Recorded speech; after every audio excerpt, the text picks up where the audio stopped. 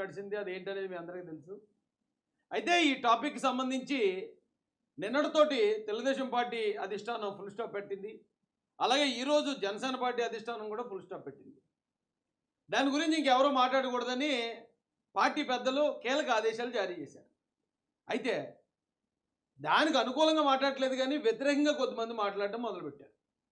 అసలు ఇది ఎక్కడ స్టార్ట్ అయింది, ఎలా స్టార్ట్ అయింది, దీనికి ఎవరు కుట్రపన్నారు అనే కోణంలో కొంతమంది విశ్లేషణలు చేస్తున్నారు. దానిలో భాగంగానే నాకు బాగా నచ్చిన విశ్లేషకులు అడుసుపల్లి శ్రీనివాసరావు గారు. ఆయన అంటే చాలా అభిమానం నాకు.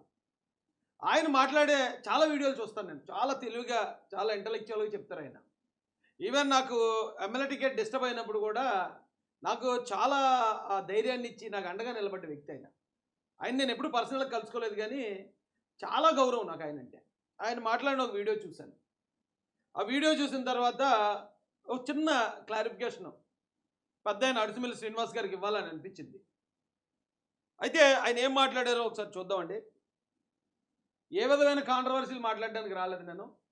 జస్ట్ ఆయనకు ఒక క్లారిటీ, ఒకవేళ ఆయన అపార్థం చేసుకుంటే అవసరమైతే ఆయనకి సారీ చెప్దామనే ఉద్దేశం ఇది.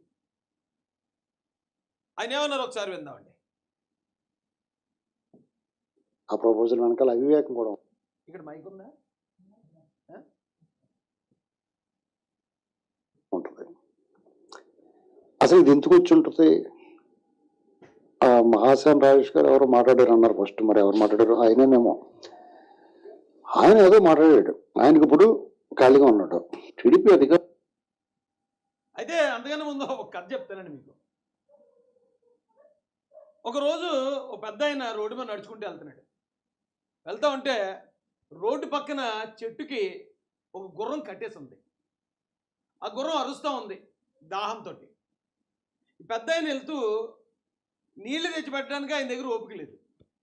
అరే ఇంత దాహంతో అరుస్తుంది కదా, పక్కనే కదా కాలువ ఉంది, మనం కనుక ఇప్పితే వెళ్ళి నీళ్ళు తాగేసి వచ్చేస్తుంది, మళ్ళీ కట్టేద్దాం అనుకున్నాడు. అనుకున్న ఒక మంచి ఉద్దేశంతో ఆయన కట్లిప్పాడు. కట్లిప్తే ఈ గుర్రం ఏం చేసింది, పక్కనున్న కాలువ కాకుండా ఈ పక్కన ఒక చేను ఉంది, చేను అవతల మరో కాలువ ఉంది. ఇది పరిగెట్టుకుంటూ ఆ చేలోకి దిగి ఆ చేను అవతల ఉన్న కాలువలో నీళ్ళు తాగి ఈలోపు వాటర్ తాగడానికి వెళ్ళి ఈ క్రమంలో చేను తొక్కేసింది కదా. ఈ చేను గల రైతు అరే నా చేను తొక్కేస్తుంది గుర్రం అని ఒక కర్ర ఇసిరాడు గట్టిగా. ఇసిరితే అది తిన్నగా వచ్చి దాన్ని తలకు తగిలింది, తగలకుండా చోట తగిలింది. గుర్రం ఆన్ ది స్పాట్ చచ్చిపోయింది. చచ్చిపోతే గుర్రం ఓనర్ ఒక ఆయన రోడ్డు అవతల నుండి చూస్తున్నాడు. రే గుర్రాన్ని కొట్టి చచ్చిపోయింది అనేసి పరిగెట్టుకుంటూ అతను రోడ్డు క్రాస్ చేయబోయాడు. అతను రోడ్డు క్రాస్ చేయబోతుంటే ఆ రోడ్డు మీద వెళ్తున్న బస్సు ఇతను సడన్గా రోడ్డు మీదకి వచ్చేయడం చూసి పాపం అతను తప్పించాలని ఆ పక్కన ఉన్న కాలంలో పల్టీ కొడితే ఒక 20 మంది చచ్చిపోయారు. ఇప్పుడు ఇక్కడ ఒక 20 మంది చనిపోయారు, గుర్రం చనిపోయింది. దీని అంతటికీ కారణం ఎవరయ్యా అని ఆలోచిస్తే ఎవరు వస్తారండి? ఆ పెద్ద ఆయన వస్తాడు. ఆయన చేసిన పని మంచిగా చేశాడు, కానీ కర్మ గుడిచెడుది అయినప్పుడు ఒక్కోసారి గ్రహచారం గాన్ మారేతో కుదా క్యా కరేగా అన్నట్టు పోద్ది.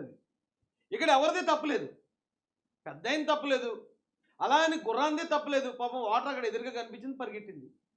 అలా నా కర్రీసిన రైతుదే తప్పలేదు. రే నా చేను తొక్కేస్తుంది, దాన్ని గదమైద్దాం కదా అని కర్రీసినాడు. ఆ తగలకుండా చోట తగల చనిపోయింది. అక్కడి నుంచి రైతు పరిగెట్టుకు రావడం, ఈ కంగారులోనే నా గుర్రం చనిపోయిందని పరిగెట్టుకు రాబోయాడు.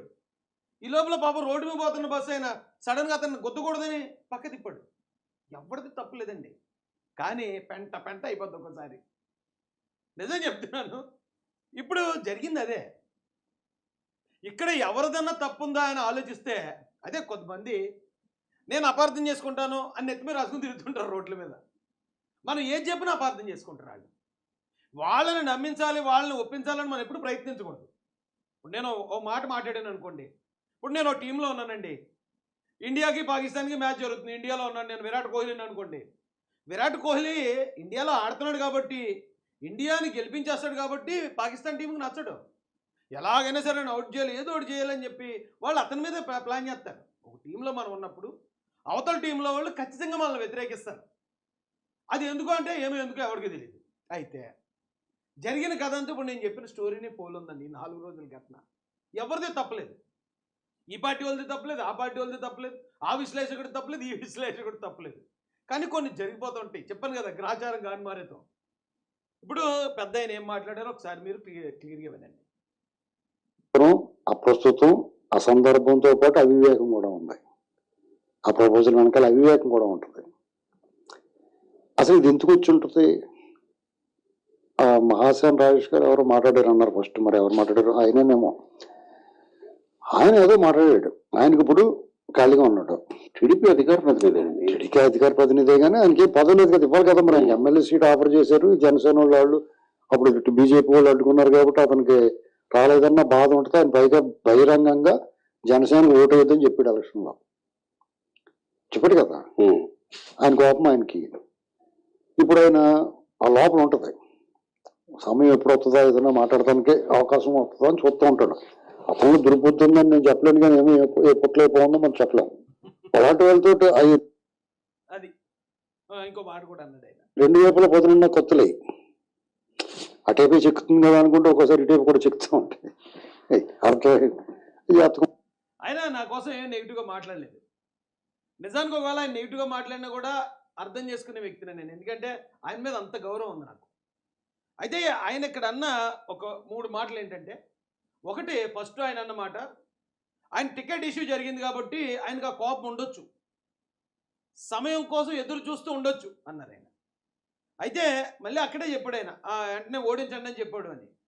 అయితే శ్రీనివాసరావు గారు, మీకు వినమ్రంగా తెలియజేసేది ఏంటంటే, కోపం దాచుకుని ఎక్కువ కాలం కంటిన్యూ చేసే వ్యక్తిత్వం కాదు నాది. ఈరోజు కోపం వచ్చింది అనుకోండి, ఈరోజు చూపించేస్తాను, రేపు కోపం వస్తే రేపు చూపించేస్తాను. కానీ దాన్ని ఎక్కువ రోజులు మొయ్యలేను నేను, ఎవరి మీద అన్న కోపం. ఇప్పుడు ఏదైనా ఒక ఇష్యూ జరిగిందంటే ఇమీడియట్గా నేను వచ్చి మాట్లాడేస్తానండి.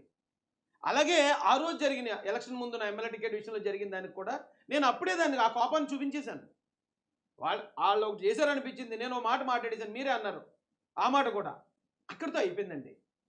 మళ్ళీ మళ్ళీ ఆ కోపం నా మనసులో పెట్టుకుని అది కుట్రపూరితంగా ముందుకెళ్ళే వ్యక్తిత్వం అయితే నాది కాదు. రెండోది, దుర్బుద్ధితో చేశాడా అంటే, దుర్బుద్ధి అని చెప్పలేను కానీ ఏ పొట్లో ఏ పాము ఉంటుందో అన్నారు.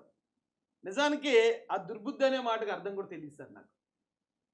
దుర్బుద్ధితో కుట్రపూరితంగా ఒక వ్యవహారం చేయటం, ఒక వ్యక్తుల్ని టార్గెట్ చేసి క్లెయిమ్ చేయటం అనేది కూడా నాకు రాదు. చాలామంది ఇప్పుడు అనేది, ఇప్పుడు అది ఎందుకు మాట్లాడాడు, అసలు రాజేష్కి సంబంధం ఏంటి, రాజేష్ ఇప్పుడు ఎందుకు తీసుకొచ్చాడు, ఇలా రకరకాలుగా కొంతమంది సోదరులు నన్ను విమర్శిస్తున్నారు. ఇంకో మాట ఈయన అన్నది, ఆ కత్తికి ఒకవైపే కాదు 2 వైపులు పదునున్న కత్తి లాంటివాడు, అటువైపే చెక్కుతున్నాడు అనుకుంటాం కానీ ఇటువైపు కూడా అవసరమైతే చెక్కుతాడు అన్నారు. ఓకే, ఏదో పదవి ఇవ్వాలన్నారు, థ్యాంక్ యూ ఖుదాఫీస్.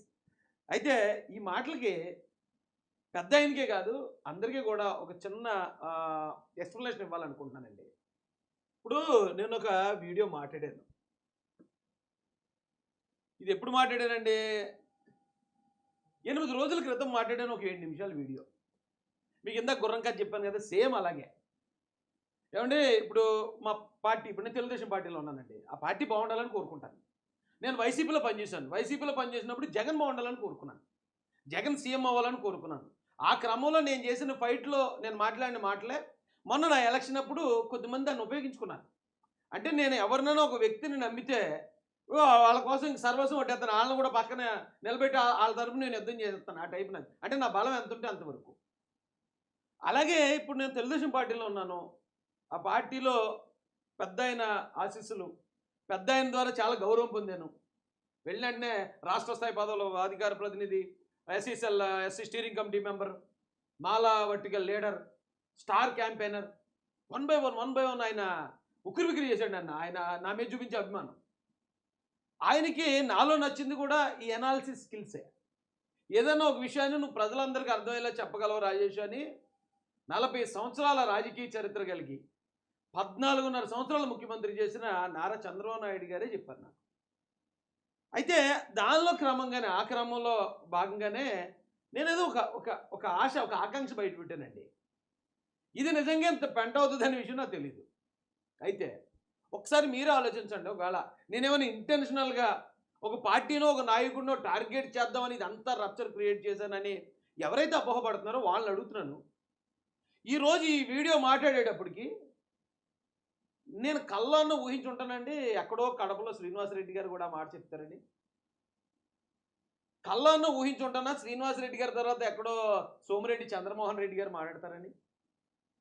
అక్కడి నుంచి అలాగే రఘురామరాజు గారు మళ్ళీ ఏదో ఓ డిబేట్లో ఆయన కూడా చెప్తారని అనుకుంటానా నేను. తర్వాత వర్మ గారు మాట్లాడతారు, తర్వాత రాజమండ్రి నుంచి ఇంకో ఎమ్మెల్యే గారు మాట్లాడతారు, వాసు గారు అని అసలు ఎవరైనా ఊహింతామండి? ఇదంత జరుగుతుందని నేను అసలు ఊహించలేదండి. ఆ రోజు మాట్లాడినప్పుడు ఏదో ఒక ఆకాంక్షగా ప్రజల మధ్యలో పెడితే గతంలో ఎప్పటి నుంచో కూడా లోకేష్ బాబు మీద పార్టీల వ్యతిరేకత ఉందని క్రియేట్ చేశారు కొంతమంది. ఆ వ్యతిరేకత ఉందా లేదా అనేది ప్రజలకు తెలియజేయలేని ఉద్దేశంతో మాత్రమే మాట్లాడాను. మాట్లాడిన తర్వాత ఇప్పుడు నేను మాట్లాడింది సింపుల్గా ఒక మాట మాట్లాడాను, 7 నిమిషాల వీడియో అంతే అది. అయితే దీన్ని విని మాట్లాడారో లేకపోతే ఆయన అనిపించి మాట్లాడారో, శ్రీనివాసరెడ్డి గారు కూడా పాపం రెండు నిమిషాలు కూడా మాట్లాడి ఉంటారు. 2 నిమిషాలే ఉంటుంది అది. శ్రీనివాసరెడ్డి గారు తర్వాత సోమిరెడ్డి గారు ఒక చిన్న ఇది పెట్టారు, ఇది ఒక మెసేజ్ పెట్టారు. ఆ తర్వాత వర్మ గారు ఆ విలేకరులు అడిగారు, ఆ ప్రశ్న అడిగితే దానికి సమాధానంగా వర్మ గారు చెప్పారు. అలాగే ఈ ఏబిఎన్ డిబేట్లో ఉండగా వికే గారు, వెంకటకృష్ణ గారు అడిగిన ప్రశ్నకు సమాధానంగా రఘురామరాజు గారు అన్నారు. రాజమండ్రి ప్రెస్ మీట్లో మీడియా మిత్రులు అడిగిన దానికి సమాధానంగా వాసు గారు చెప్పారు. ఎవ్వరు ఇంటెన్షనల్గా మాట్లాడి దీన్ని రప్చర్ చేద్దామని కానీ లేకపోతే ఈ కూటమిలో ఏదో చిచ్చులు పెడదామని కానీ జరిగిన పని కాదండి ఇది. నేను ఇందాక చెప్పిన గుర్రం కథ ఏదైతే ఉందో ఎవరూ తప్పు చేయలేదు, కానీ తప్పు జరిగిపోయిందంటే అక్కడ మాట్లాడడం, అది అవతల వాళ్ళకేమో అది వేరే విధంగా అర్థం కావటం, వాళ్ళకు ఒక మాట మాట్లాడటం, అది అలాగలాగా క్రియేట్ అయిపోయింది కానండి. ఇందులో అసలు ఏ కుట్ర ఉంటుందండి? కూటమిని కూల్చేసుకుంటే ఇప్పుడు జగన్మోహన్ రెడ్డి గారు రావాలని నేను కోరుకుంటానా? జగన్మోహన్ రెడ్డి గారి మీద నేను 2021లో లోకేష్ గారిని కలిశానండి. 2021లో చంద్రబాబు నాయుడు గారి ఇంట్లో కలిశాను, ఎక్కడ హైదరాబాద్లో. ఆయన కలిసిన దగ్గర నుంచి, అంతకుముందు నుంచే నేను జగన్మోహన్ రెడ్డి గారి మీద ఫైట్ చేస్తున్నాను. ఆయన కలిసిన దగ్గర నుంచి కూడా ఆ ఫైట్ కంటిన్యూ చేసామండి. ఈ క్రమంలో నా మీద 30 కేసులు పెట్టాడు జగన్మోహన్ రెడ్డి గారు. ఈ రాష్ట్రంలో ఎంతమంది మీద ఉన్నాయో తెలియదండి నాకు. ఈ రాష్ట్రంలో 30 కేసులు అనుభవించినోడు మరొకలా ఇంకా ఎంతమంది ఉన్నారో నాకు తెలియదు, కానీ 30 కేసులు పెట్టారు. 22 రోజులు జైల్లో ఉన్నాను, ఏ తప్పు చేయకుండా. రౌడీ షీటర్ నన్ను ముద్రేసి ఆ పలకేదో పెట్టి ఆ ఫోటోలు తీసేసి మొత్తం రాష్ట్రం అంతా పెంట చేశారు నన్ను. మా ఇంట్లో ఆడవాళ్ళని, నా భార్యని, చిన్న ఆడపిల్లల్ని అవమానకరంగా మార్పింగిల్ చేసి ఫోటోలు పెట్టేవారు. ఒకసారి నేను కాకినాడలో మా ఇంటి దగ్గర ఉన్నప్పుడు, మరోసారి రాజమండ్రిలో, 2 సార్లు నా మీద హత్యా ప్రయత్నం జరిగింది ఆ గవర్నమెంట్లో. మళ్ళీ ఆ గవర్నమెంట్ రావాలని కోరుకుంటాను నేను. అది ఎవరైనా విమర్శించే వాళ్ళకి చెప్తున్నానండి. ఆ గవర్నమెంట్ కోరుకుంటానా? ఓకే, నాకు జనసేనకి చిన్న డిస్టర్బెన్స్ జరిగి ఉండొచ్చు కాక ఎలక్షన్ ముందు, కానీ అంతకుముందు దాదాపు 2 సంవత్సరాలు జనసేన పార్టీ కోసం పనిచేశాను నేను. పవన్ కళ్యాణ్ గారి కోసమే మాట్లాడేవాడిని. ఎవడన్నా సరే పవన్ కళ్యాణ్ గారిని విమర్శిస్తే వైసీపీ నుంచి తొక్కుపెట్టి నార తీసేవాడిని అంతే, ఇదే స్టూడియో నుంచి. అయితే భేదాభిప్రాయాలు సడన్గా వచ్చేస్తాయి. అవి ఎందుకు వస్తాయి కారణాలంటే దానికి ఎవరు చెప్పలేరు. చాలామంది అడుగుతున్నట్టు ఇది నువ్వెందుకు మాట్లాడావు ఇప్పుడు అన్నారు. నాకు ఒక అలవాటు అండి, ఏదన్నా ఒకటి మంచి జరుగుతుంది, ఇలా జరిగితే రాష్ట్రానికి మంచి జరుగుతుంది అనుకున్నప్పుడు నాకున్న ఒక చిన్న ఛానల్ ద్వారా నేను వచ్చి మాట్లాడతాను. కానీ అది ఇంత పెద్ద వ్యక్తులు కూడా తీసుకుంటారు, ఎంత పెద్ద డిస్కషన్లు చేస్తారని నేను మాట్లాడేటప్పుడు ఊహించుకోను, కానీ జరుగుతుంది. మీకు ఇంకో ఉదాహరణ చూపిస్తాను. ఈ వీడియో మీరు జాగ్రత్తగా ఉండే నవంబర్ 25, 2022లో పెట్టానండి. నవంబర్ 25, 2022లో పెట్టారు. ఒక జన సైనికుడు నాకు కౌంటర్ ఇస్తూ పెట్టిన వీడియో. నవంబర్ 24న నేను వీడియో మాట్లాడాను. ఎప్పుడు 2022లో టీడీపీ జనసేన పొత్తు పెట్టుకోవాలి. టీడీపీ జనసేన పొత్తు పెట్టుకోకపోతే ఇదిగో ఇన్ని నియోజకవర్గాలు 175 నియోజకవర్గాలను ఒక చార్ట్ మీద వేసి అక్కడ టీడీపీకి పడ్డ ఓట్లు, జనసేనకు పడ్డ ఓట్లు, వైసీపీ పడ్డ ఓట్లు వేసి ఇగో ఇక్కడ టీడీపీ జనసేన ఓటు ఇలా చీలిపోయింది కాబట్టి వైసీపీ నెగ్గింది. ఈ రెండు కలిస్తే ఇదిగో కూటమి గెలుస్తుంది. సో ఇలా దాదాపు 50 నుంచి 70 సీట్లు టీడీపీ జనసేన కలిస్తే గెలిచేసే అవకాశం ఉంది. వీళ్ళిద్దరూ విడిపోవటం వల్ల, ఓటు చీలడం వల్ల ఈ ప్రమాదం వచ్చిందని ఈ రాష్ట్రంలో మొట్టమొదటి చెప్పింది నేనేనండి, చాలా క్లియర్గా. బాబు గారితో నేను మాట్లాడినప్పుడు కూడా ఆ వీడియో గురించి కూడా ఆయన ప్రస్తావించాను. అంత క్లియర్గా చెప్పిన దగ్గర నుంచి మీరు పొత్తు పెట్టుకోవాలని మాట్లాడినాడు ఎవడన్నా ఉన్నాడు అందరికన్నా ముందంటే నేనే. అప్పుడు కూడా జన సైనికులతో తిట్లు తిన్నాను నేను, అప్పుడు తిట్టారు నన్ను. అంటే జనసేనలో నేను గమనించింది ఏంటంటే అండి, వాళ్ళకి ప్రేమ వచ్చినా తట్టుకోలేము, కోపం వచ్చినా తట్టుకోలేము. నా మీద ఇక్కడ రెండోసారి రాజమండ్రిలో అటాక్ జరిగినప్పుడు 3,000 మంది, 3 నుంచి 4,000 మంది జన సైనికులు వచ్చారు నన్ను పరామర్శించడానికి. నేను అది మర్చిపోలేదు, అభిమానాన్ని నేను మర్చిపోలేదు. అయితే ఆ రోజు అలాగే ధైర్యంగానే చెప్పాను, రెండు ఖచ్చితంగా పొత్తు పెట్టుకోవాలి, చంద్రబాబు నాయుడు గారు సీఎం అవ్వాలి, డిప్యూటీ సీఎంగా పవన్ కళ్యాణ్ గారు ఉండాలని 2022 నవంబర్ 24వ తారీఖుని చెప్పాను. దానికి ఆధారం ఏంటి అంటే, ఇప్పుడు నేను ఆ వీడియోలు ఎతకలేను, కావాలంటే మీరు ఎప్పుడైనా ఖాళీగా ఉన్నప్పుడు మాసాన్ని మీడియా ఛానల్ వెతకండి, ఖచ్చితంగా ఉంటుందండి. ఇప్పుడు ఈ సోదరుడు ఆ రోజు పెట్టిన వీడియోలో నా గురించి మాట్లాడిన ఈ మాట వింటే మీకు అర్థమైపోద్దండి.